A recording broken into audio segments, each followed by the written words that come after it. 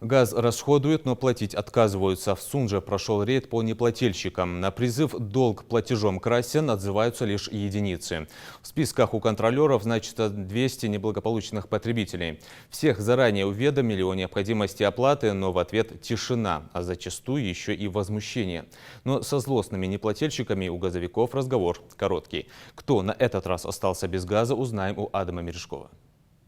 Жители этого частного домовладения по улице Мира газовикам уже знакомы. Все дело в том, что ранее этому абоненту уже несколько раз приостанавливали подачу газа из-за неуплаты. Сотрудники «Газпром» Межрегионгаз Назрань совместно с газораспределительной компанией посетили их вновь с целью выявления самовольного подключения и предотвращения хищения газа. Долг адресата за потребленный ресурс составляет более 200 тысяч рублей.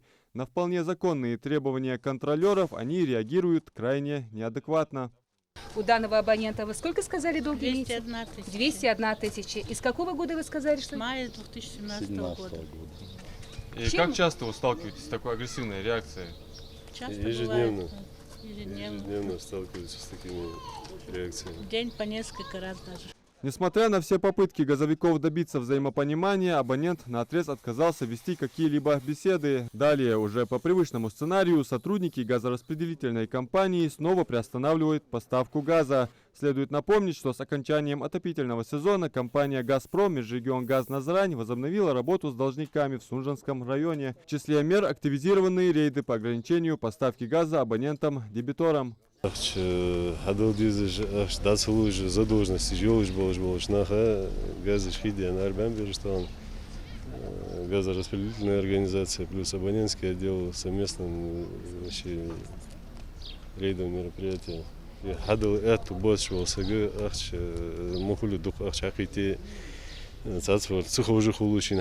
То есть газ подключить, да, лицевой счет хайвай и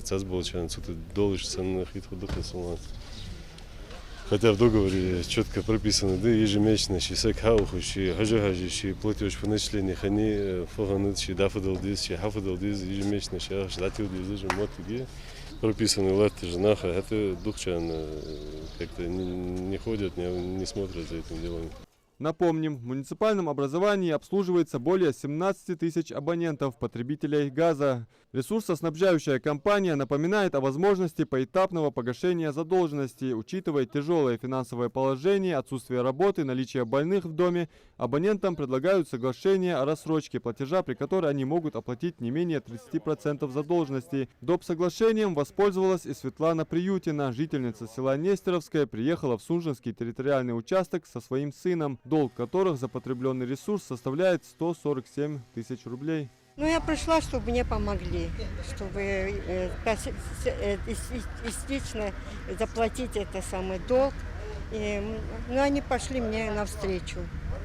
С вами заключили доп. Соглашение? Да, заключили, сказали, что через 2-3 недели уже, чтобы это все, хоть маленько оплатить.